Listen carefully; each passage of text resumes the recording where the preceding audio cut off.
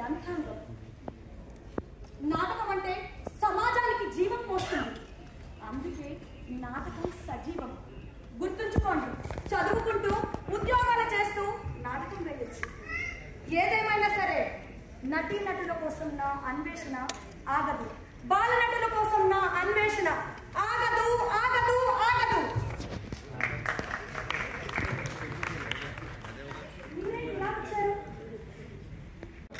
వారు చెప్పినట్టు మనం వినాలి.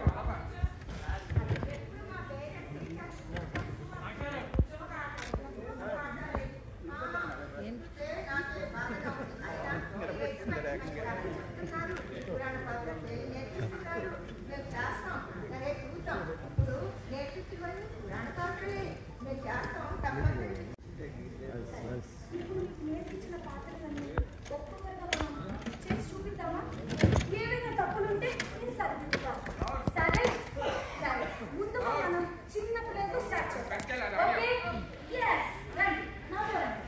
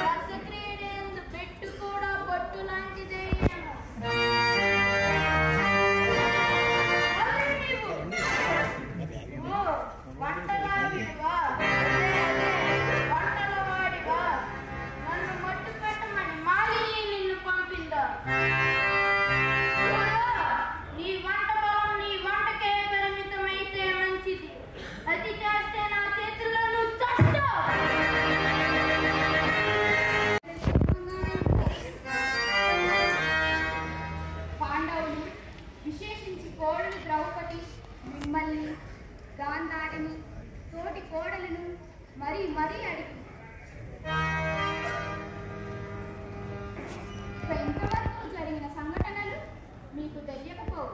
చిరుప్రాయం నుంచే కురు పాండవుల మధ్య వయసుతో పాటు శత్రుత్వం కూడా పెరుగుతూ వచ్చింది. నీ పుత్ర ప్రేమ సత్యాలు ధర్మాన్ని అధిగమించింది. మామ, తమ్ముని కన్నునికి ఏం జరుగుతుందో తెలుసుకోలేకపోయా. ఫలితంగా దాయాదుల మధ్య వైరంతో అనేక పరిణామాలు చోటు చేసుకున్నాయి. పాండవులు నేడు తమ అర్ధరాజ్యం పంచమంటున్నారు. అందుకోసమే నన్ను దూతగా పంపారు. ఈ పుత్రులకు నచ్చ చెప్పి తమ్ముని కన్నునికి అర్ధరాజ్యం ఇప్పించి వారితో శుశ్రూషలు చేయించుకుంటావో చెయ్యి. నీవే సర్వస్వతంత్రుడు అని మీ జనకులు చెప్పింది వింటివి కదా. స్వతంత్రించి పాండ్య సుతులకి ఏం చెప్పదలుచుకున్నారు? ఏం పంచదలుచుకున్నారు? పాండవులకి ఏమని బదిలింపాలనుకున్నారు? బావా, మౌనం అంగీకారం అనుకోమందువా తిరస్కారం అనుకోమందువా? నిబంధన ప్రకారం పాండవులు 13 సంవత్సరాల అరణ్యవాసము, బయటపడకుండా సంవత్సరం పాటు అజ్ఞాతవాసం చేశారు. అరణ్యవాసంలో వారు మరణిస్తారన్న మీ ఊహల్ని తలపిందులు చేసి దిగ్విజయంగా తిరిగి వచ్చిన వారికి అర్ధరాజు మీరు ధర్మం కాదా? వారెంతటి పరాక్రమవంతులు కాకపోతే మీరెన్నిక్కట్లకు గురి చేసిన అరణ్యవాసము, అజ్ఞాతవాసన నుండి బయటపడ్డారు. మీలాంటి వీరులు సాటి రోగులు మౌనం వహించగలదు. చివరిగా అర్ధరాజ్యం కాకుండా అత్యల్పంగా 5గురికి 5 ఊర్లకని అడిగాడు. అందుకొప్పరేని తీవ్ర పరిణామాలు ఎదుర్కోవాల్సి వస్తుందని వారి మాటగా చెప్పమన్నారు. ఇక పాండవుల బల పరాక్రమాలు మీకు తెలిసినవే. అందుచేత అటువంటి పాండవులతో వైరి కంటే సరేని సరిపెట్టుకుంటే సమస్యలన్నీ సమసిపోతాయి. బాగుంటాయి, ప్రజలు బాగుంటారు.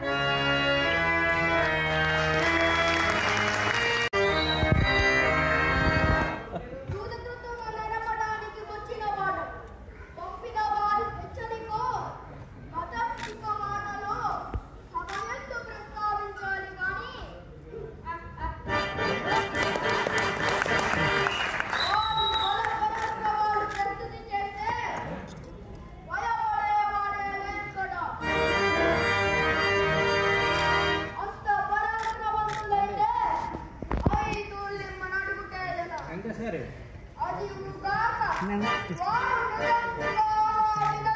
కుమారులేనా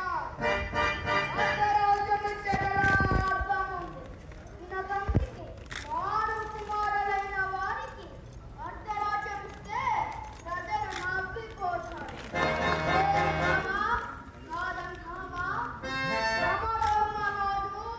వాయుదేవుడు, ఇంద్రుడు, అశ్విని దేవతలు ఎలా పిల్లలు ఉన్నారు?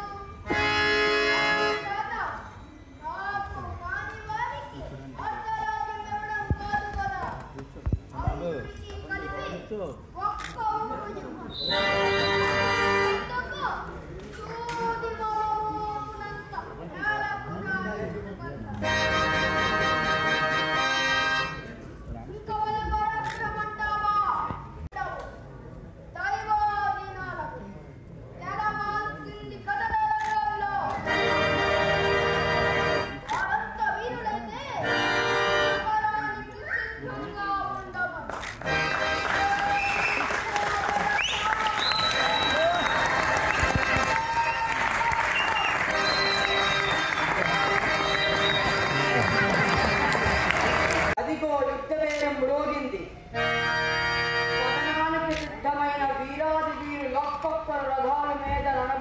తరలి వస్తున్న తీరు ఎలా ఉందంటే ప్రత్యక్ష సూర్యుడు అతడు. గ్రీష్మ ఋతుబంధు రోహిణి కాకి గ్రీష్మమతడు. విల్లెక్కు పెట్టి వెలువరించు బాణములల్ల మధ్యాహ్న బాణుడి కిరణములు. అతని ధీరుడు ధీర ధీమంతుడు.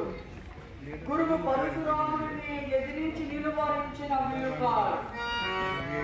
మరో భార్గవరాముడు భీష్ముడు యుద్ధ భూమికి అరుదించినాడు. వచ్చిందదుగో బాణ విద్యలందు బాసురము. భీష్ముడు మెచ్చిన యుద్ధ విద్యలనేమి వెన్ను చూపవలసిందే. అదిగో కౌరవాధీశుడతడు, మానధనుడు, సుయోధన సార్వభౌముడు, సుపరిపాలనా దక్షుడు, బాహుభుజ బలవంతుడు, కృష్ణాగ్రజుడు, బలరాముడి ప్రియ శిష్యుడు.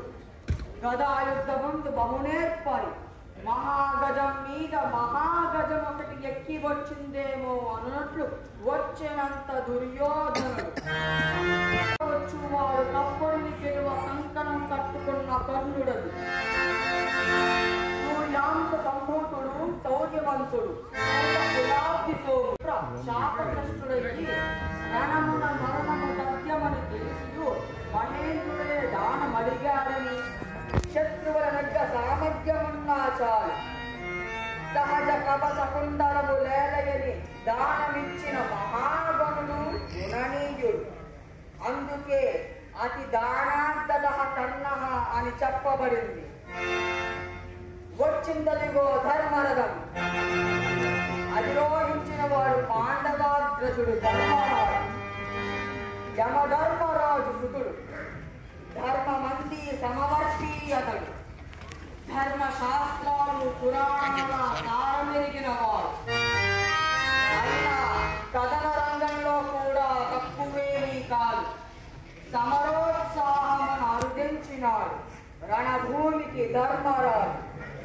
ధర్మరాజు వెనకదిగో మయబ్రహ్మ ప్రసాదిత గదను ధరించి మద గజములు సింహ సాధూలములు ఒక్కటే వచ్చుచున్నది. భుజ బల పరాక్రములు వాయునందను. తన కుంభస్థలము వక్షస్థలముగా, తుండము ఉపరి భాగము బాహువులుగా, గజము 4 కాళ్ళు 2 కాళ్ళుగా బాలుపతగినవాడు. సింహబలుడు బిరుదాంకితుడు. మాసాల లేత్రాయమున కొన్న నుండి జారిపడి దొల్లిన బండనంత పిండి చేసిన సార్థక నామధేయుడు భీమసేనుడు. 1000 సింహనాదములు ఒకేసారి ఏకస్వరమై రణస్థలి బీటలు వారుటల పౌండ్రమనే భీమ శంఖానాదమది పూరించినాడు భీముడు. కానుకలది తలమదిరించు సారథి సాక్షాత్తు విష్ణుమకుడు శ్రీకృష్ణుడు. పూరించినంత కాంతజన్యము కౌరవ ముష్కరుల గుండెలు పిక్కటిల్లెనటుల. రథం అధిరోహించిన వాడు వీరాది వీరుడు అర్జునుడు. శత్రువులు ఎంతటి వారినైనా నిర్జించుగలవాడు. కరములు 2 కార్తవీర్యార్జునుడి 1000 చేతుల సమానం. కరద్వయాలాగవ మెరిగిన శౌర్య సాచీయతడు. కాంతగా మయబ్రహ్మ ఇచ్చిన దేవదత్త శంఖమది.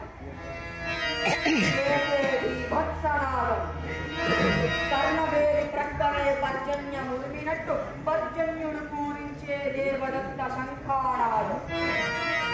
తప్పని చేతిలో కాదు సామాన్య చాపం. బ్రహ్మ చేతిలో 1,00,000 సంవత్సరాలు. ప్రజాపతి చేతిలో 64,000 వర్షములు. ఇంద్రుడి చేతిలో 500 ఏళ్ళు. మించి 100 ఏళ్ళు. ఒళ్ళు వంటి వారి చేతిలో ఎందరందరిలో రాక్షసుల హతమార్చిన గాంధీవమది.